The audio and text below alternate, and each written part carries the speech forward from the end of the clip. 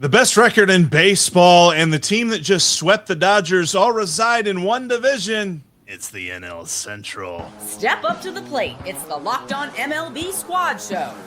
From the Dodgers to the Astros, the Mets to the Rangers, and everyone else in the league, with the experts of the Locked On Podcast Network bringing you the most comprehensive breakdown of all the action around the horn. We're coming in spikes up.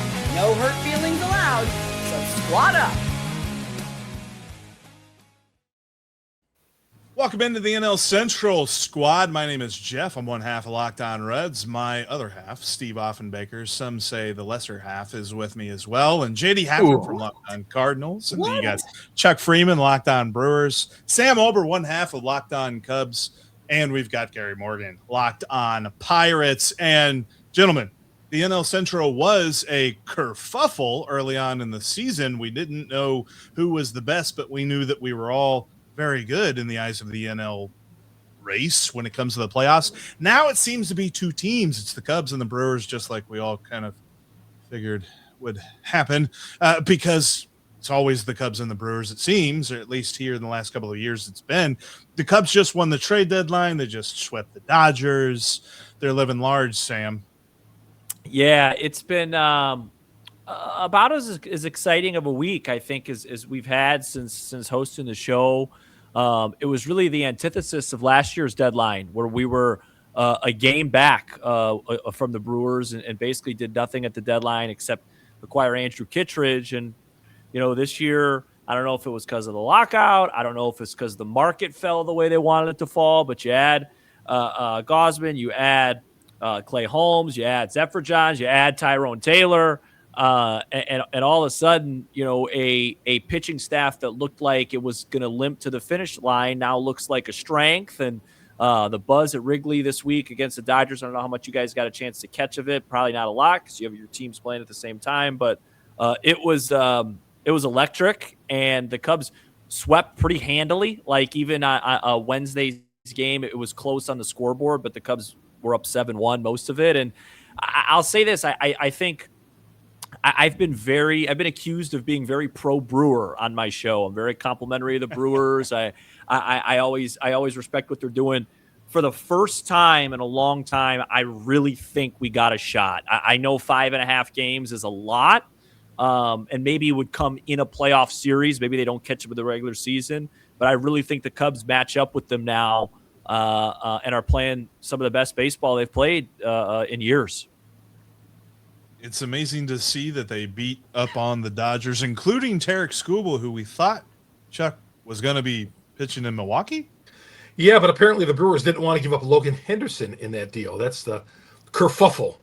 I didn't think we were going to be using kerfuffle and antithesis in the first 2 minutes of this show. We're going to work in brouhaha later. Yeah, I'm just a Wisconsin guy. We don't use words like that here. We're here for the big part. You know what?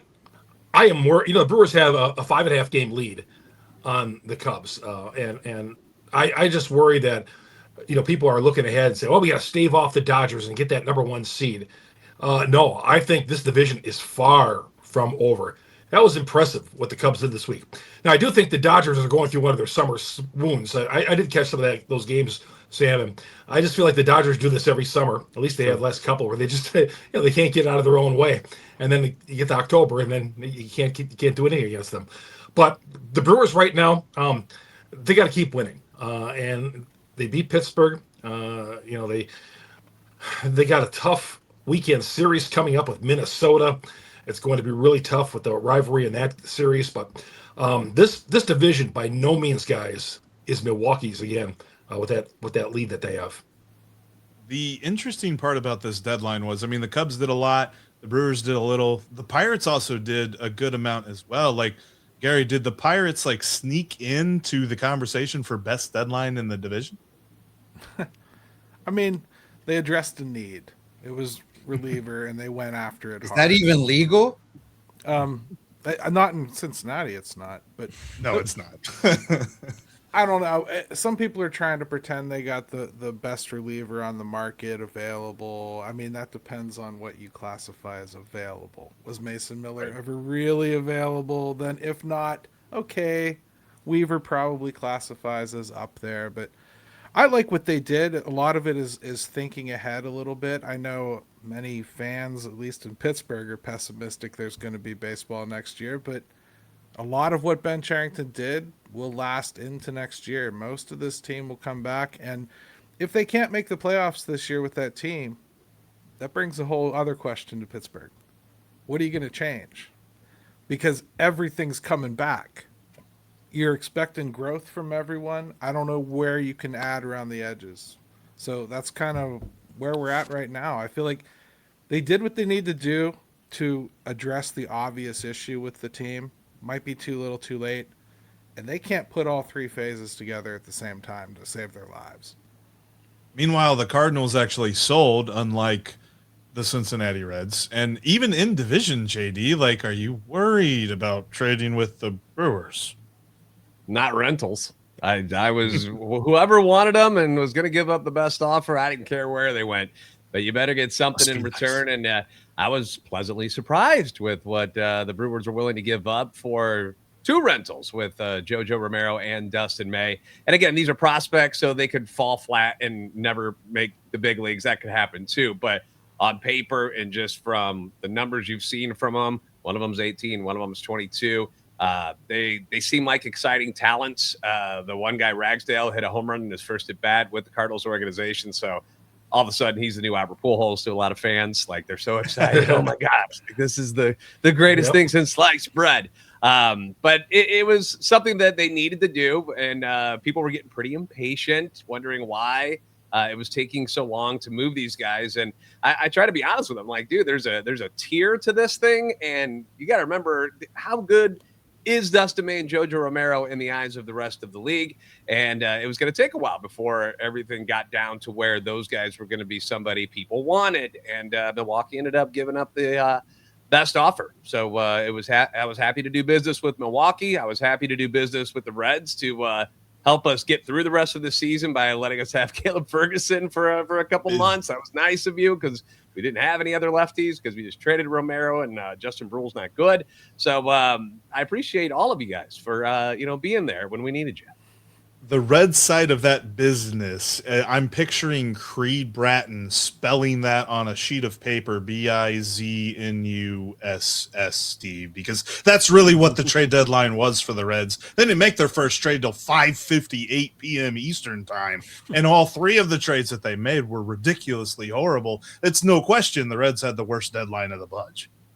They had maybe the worst deadline in all of baseball. Look, somebody happened to accidentally wake Nick Krall up at around 5 p.m. and he's like, oh, maybe I should make a deal while I'm awake. So what did he do?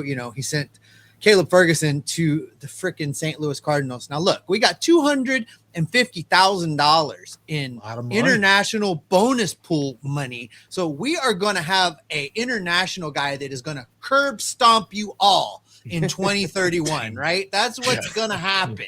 Because, they're going to use that money on some 16-year-old that won't be around until, like, most of us are retired. I don't know. It was terrible, Jeff. They had a real opportunity to do things, and it was a lot of fun watching, all of you guys have so much fun during the deadline. Jeff and I did not have that same experience. In fact, we were rage recording after the deadline passed for the Cincinnati Reds. But I think we still are. We still are. It wasn't pretty. This division down to the wire here is going to be fun to watch. I agree with Chuck. I think the Cubs could come and get them. I don't know that that's a foregone conclusion. And to see Pittsburgh maybe get into a wild card situation, that'd be kind of fun. I know this baseball in Cincinnati is over at the end of September, so it'll be fun to watch you guys slug it out. There's some people that are trying to say the Reds are going to sneak back into this 4.5 games out of the wild card right now. Our September schedule is going to be a bludgeoning of what is left of baseball in Cincinnati. So you guys go get them. It's going to be fun to watch.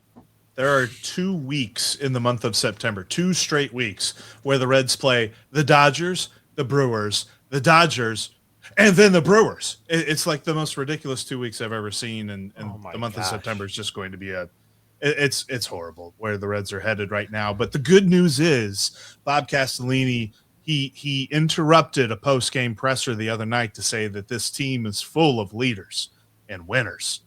as they sit in last place here in the NL Central on August 5th.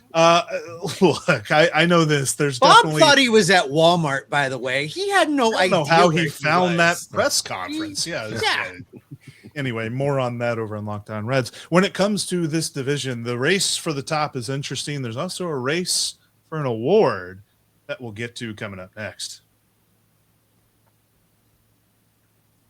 But first, we want to thank our friends over at Amazon for this limited break, because this back-to-school season, you need to spend less on your kids with Amazon. We all know how crazy the back-to-school shopping experience can be. It starts with a few items on the list, and then suddenly you're shopping for supplies, clothes, lunch gear, tech, and about 10 other things that you didn't see coming, including the words lunch and gear put together.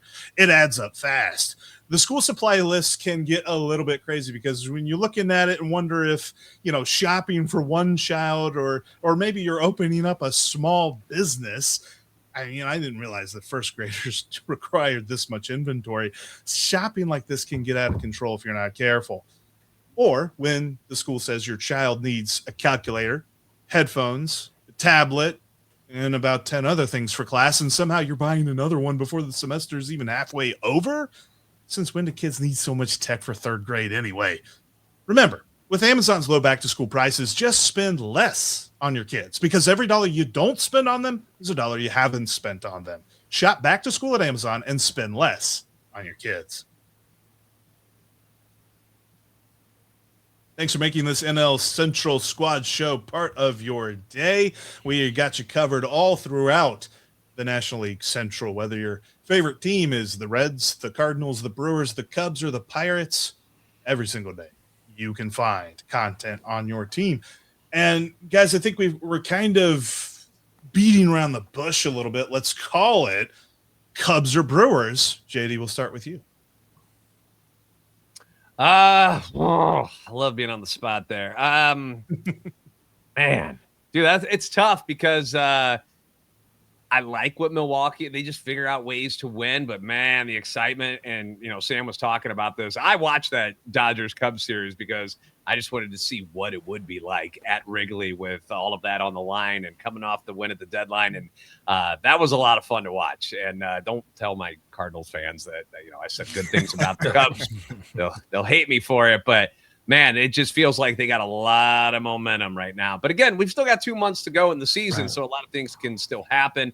And, the Brewers are on top, and they've been on top of this division for a couple of years now. So I'll go with Chuck, and I'll go with the Brewers just because they're the ones who have consistently won each year. So give me the Brewers, but man, it's going to be tight, and it wouldn't shock me if the Cubs caught them. But I'll go with Milwaukee.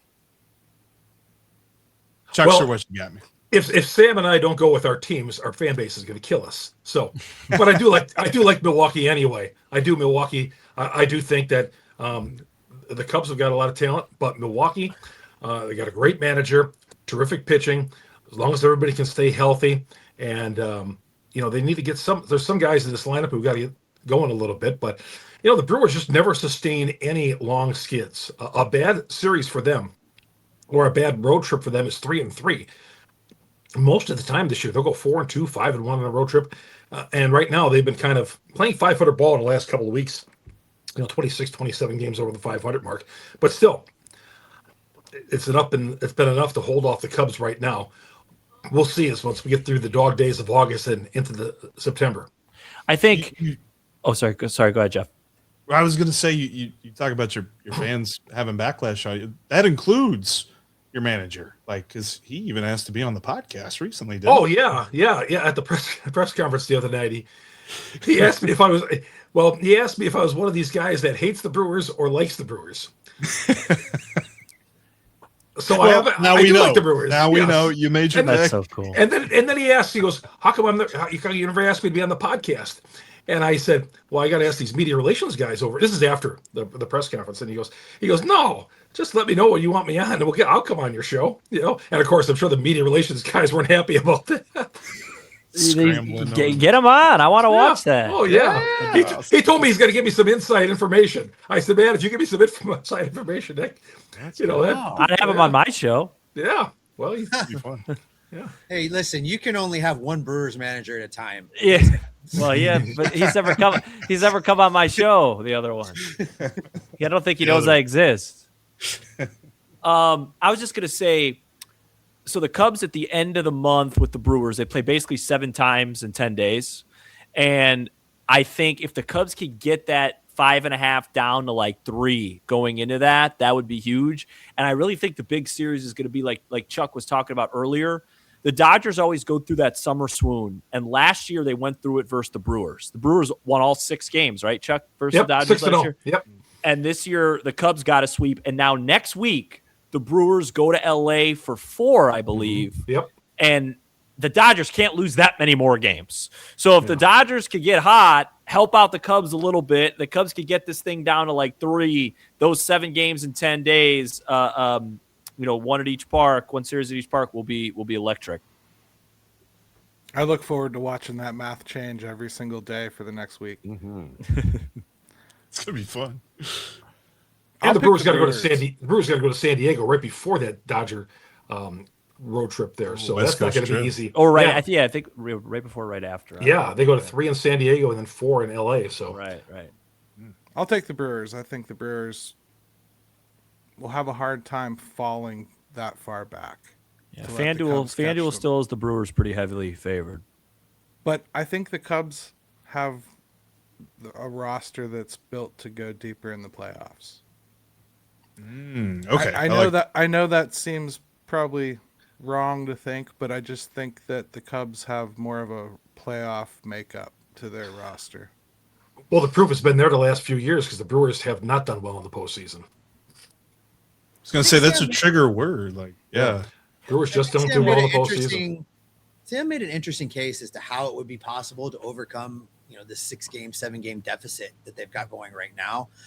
But I've learned over the last couple of seasons that you just don't pick against the Brewers until they give you a reason to not pick them. And every year they've just gone out there and continued to give us reasons to believe in them winning the division. And I think that's probably what's going to happen here. I think the Cubs will make it interesting. I think they'll get that shaved down to a 2 or 3 game difference by the time we get to the end of the season. But what's going to happen, I think, is the Brewers win the division. The Cubs are the number 1 wild card. And what's going to be much more interesting is to see if the Pirates can leapfrog their way into having 2 wild card teams out of the National League Central. That's going to be, I think, a much more fun race to watch than what's going to happen between Milwaukee and Chicago. They're both going to get in. I just don't think at the end of it, the Cubs are going to have quite enough juice to overtake the division lead. And the Pirates got a winning record against the Brewers this year. Yeah. I was pleased to see Philadelphia decide to play every single player out of position after the trade deadline. That would help the Pirates. Defense doesn't matter. We're learning that in Cincinnati every day. That's the interesting thing here, right? Is like the division winner will get the final wild card spot, which right now that's the Diamondbacks. Between the Diamondbacks and the Padres is 1 game. The Marlins just sold a couple of guys, but they're good enough that they're probably going to hang around there. Then you got the Pirates and Cardinals 4 games back of that final wild card spot. Like, what that could end up being might even be a better matchup than if you win the division and you face that wild card, because you'd be facing the Phillies. So what the Phillies look like at that point, because I don't think they're going to fall off, that they lose that number 2 wild card spot. The 1 and 2 wild card spot's probably just going to flip flop a little bit every so often. But yeah, I think for me, it's probably going to be the Brewers, just because it feels like they're just better positioned to do this. And they'll I agree too. Yeah, and I agree with Gary that that's probably looking like a spot that Cubs got a really good shot there to go far into the playoffs based on their first round matchup and then what they could be in the second round as well. The thing too is like last year, if the Brewers finished with the best record in baseball and the Cubs get the first wild card spot, then the Cubs take care of business in a 3-game set, we'd have a rematch of the DS of last year. Which is what I ultimately at the end of the day, I'd love to win the division, but just get me there. Get me to the DS against the Brewers, because I do feel like last year, no Horton, no Steele. Now, granted, no Horton, no Steele this year, but they actually made moves. And that series still went 5 games and was a really fun one. So that's the goal. You know, Yeah, I think heck a lot. of a match. I think a lot of teams will like us. You know, we talk about the Dodgers and all that, but I'm telling you, you can't say, well, I want the Phillies to get it. I'd rather play the Phillies than the Dodgers. I'm telling you, Dodgers, Phillies, the Cubs, Atlanta, man, all those to me, I think are legit championship level teams. Yeah, unlike the I American think League. Yeah. I think the World Series is coming out of the National League this year. I think that's what we're getting at. But I know this: the Rookie of the Year award is going to be one heck of a battle. We'll talk about that coming up next. Right after we give you those odds, you mentioned the really big favorites, Sam, that the Brewers are minus 450 to win the NL Central. Cubs at plus 310. And hey, JD, Gary, Steve, myself, our teams are 300 to 1. So, if you want to put something on the Cardinals, the Pirates, or the Reds to surprise somebody, don't do that. FanDuel's saying they'll gladly take your money. But hey, 300 to 1 for the Cardinals, Pirates, or Reds. Those are hilarious odds on the futures over at FanDuel. And of course, you can boost your next bet with a correct pick on the Daily Dinger. If you think you know who's going to go yard, you make that pick, you get that win, you get a boost for your next bet. It's all over at FanDuel.com. Go check them out right now. FanDuel is an official partner of Locked On MLB. All right, so I got a bone to pick with the Rookie of the Year award right now because J.J. Weatherholt is the favorite. And there is a certain player who leads all rookies in every offensive stat category you can think of, except I think batting average. I think McGonagall's got him on this. But he is not the favorite to win the NL Rookie of the Year. I'm talking, of course, of Sal Stewart here in Cincinnati. I don't understand why J.J. Weatherholt is favored, JD. It's the war. It's the war. What's it good for? Ridiculous. That's one thing to look at. So I'm one of the people that actually sides that I think Sal should probably win it just because the sexier stats, like the offensive stats, favor him in such a major way. For a while there, I thought it was very much neck and neck because JJ was keeping up with him in most categories except for the RBIs.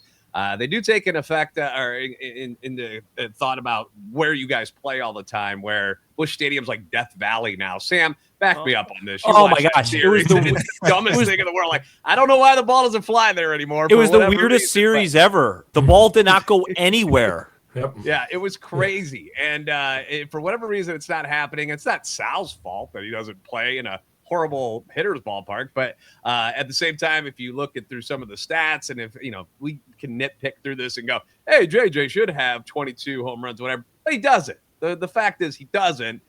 He's obviously a superior defensive player, superior base runner. Well, should I say superior? Because I think they got all around the same stolen bases and stuff. I have a lot of respect for JJ. I love him. He's going to be one of the pillars for the Cardinals. But what Sal is doing in the middle of the order for the Reds has been incredibly impressive. So just as somebody who has a kind of a stake in both with the wife being a Reds fan and then me being the Cardinals fan, we get in this argument all the time. And I literally bring it up just to upset her because I know it bugs her so much. But I do think, like, if I had to place a vote today, I'd be voting for Sal Stewart. And I don't think Cardinals fans are going to give me too much hell about it. They do love their war. They do love it. And they think that is the be all end all. But when you just go through everything and you go the eyeball test, who's had a better season, it's hard to argue against Sal Stewart. Is JD trying to lose his show? He is talking nice about the Cubs. He's voting for the Red. I mean, are you trying to get a different gig? But look, all the things you just said about being Sal honest, Stewart, man. all of the things you just said about Sal Stewart is correct. You look at his numbers right now, the stolen bases, I think, are even at 12, right around 12, 13 for both players. But you look at, Sal Stewart has 109 hits, 24 home runs, and he leads the league in RBIs right now with 86. Sal Stewart is getting it done. You talk about, him in the middle of the lineup, what they've done in Cincinnati, moving him up to batting second now behind Ellie De La Cruz. It goes Ellie, it goes Sal, and Sal has allowed Ellie De La Cruz to have a better season because the pitchers finally have to pitch to him. They can't pitch around him like they were last year. There's somebody that's dangerous coming up. So it's making Ellie perform better as well.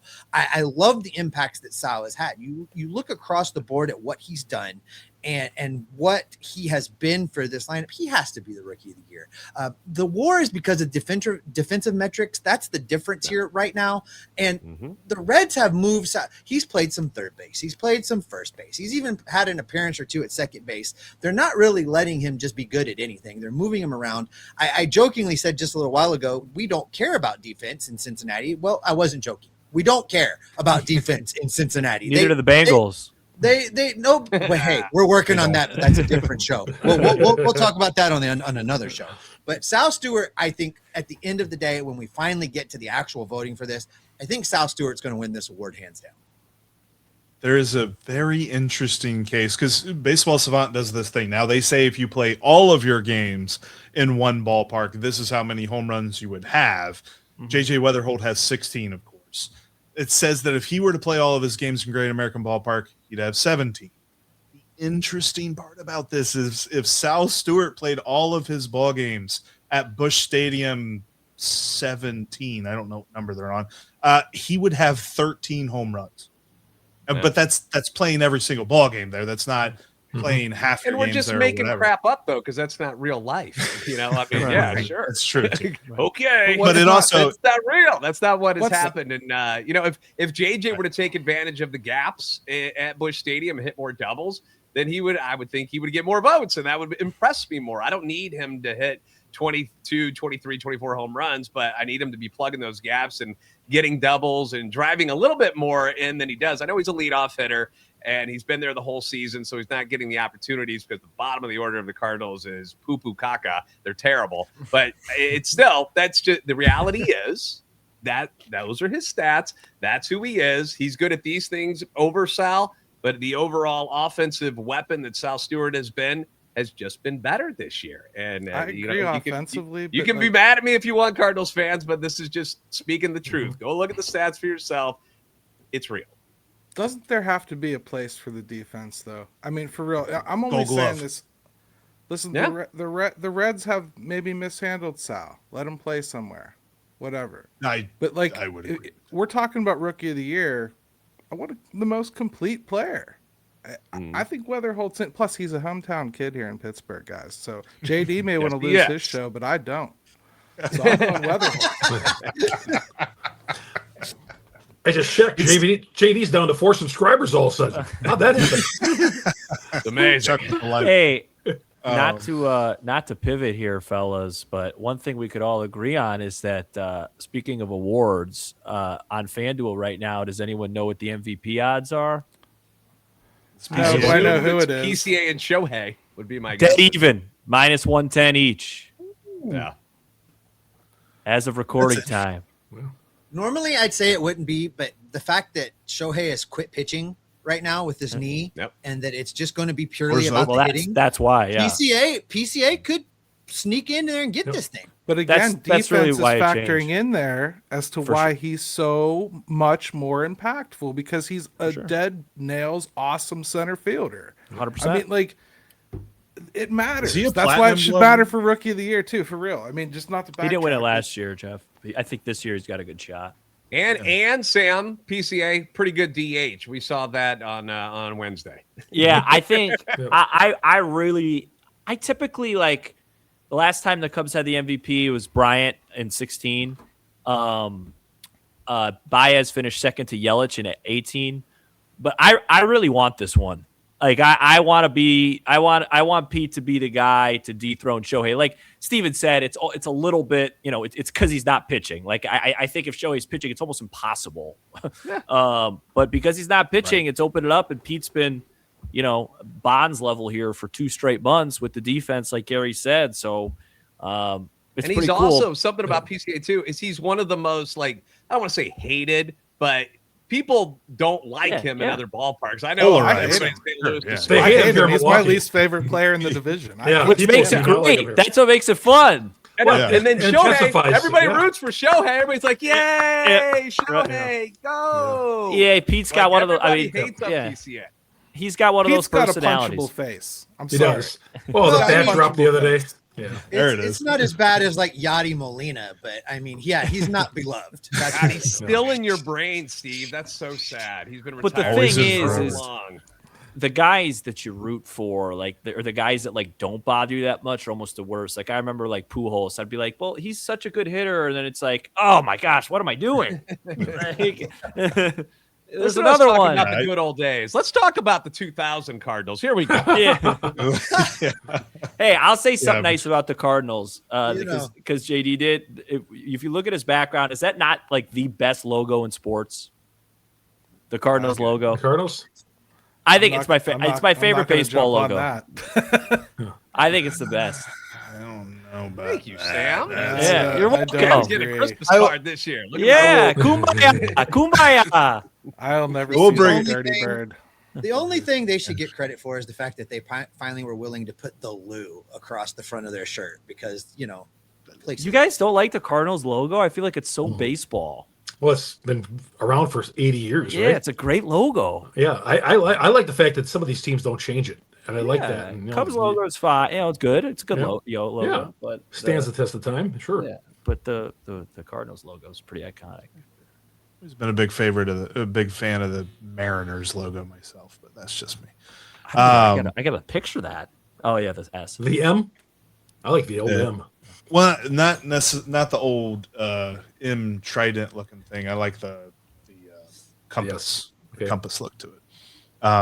But the good news is the NL Central could sweep awards if PCA wins the MVP because Miz is going to win the Cy Young and either Weatherholt or Stewart's going to win the Rookie of the Year. So And Murphy might win Manager of the Year again. Could win it. The guy down in Atlanta could have a say about that, but I mean that'd be unprecedented. A guy in his first 3 years as a manager winning Yeah. Manager of the Year. Why is Walt Weiss, the Braves manager, why is he favored ahead of Murphy? Like it's not like I know the Brewers are having a better. Is it just voter fatigue? I just think voters that's are part of the bored same. with the Brewers. Yeah. Yeah, the Brewers have a better team and they have less names. I mean, the Braves are loaded. They just had a weird year last year, but like they should be good. No. and they're spending $1.75 to field that team. Yeah, exactly. Hey. I will say going back to the whole playoffs being a trigger word for Brewers fans, like when I was up in Milwaukee for the Reds Brewers series, that was everybody that I talked to was like that. I was just like, man, y'all, and they're like, yeah, whatever. Playoffs are what we care about. Like this is window That's dressing. the Steelers of the '90s. I mean, like Yeah. that's what it was. Like you have a great team every year. You're in it every year. Braves too. You in the never 90s. win it, so you suck just as bad as the Browns. You know what I mean? Like it's the same thing. Sorry, or the Bengals now, whichever you want to be more relevant. Well, definitely in the 90s, it was the Bengals for sure. Well, That's with the another show. with the Brewers. Why do if you guys always say hurtful things? What is going on? Steve, these shows we are know who about, we root Steve. for. We know who we root It's not all Ohana over here. We're just one of these days it's going to happen. I don't know when, and it's going to be a long time from now. And that is where we'll end today's NL Central Squad Show. Thanks so much for checking us out. We'll be back with you here as the season moves along, maybe even talking about the NL Central sweeping awards. Make sure you check out Locked On Cardinals, Locked On Brewers, Locked On Cubs, Locked On Pirates, and Locked On Reds every single day because we got you covered as part of the Locked On Podcast Network, your team every day.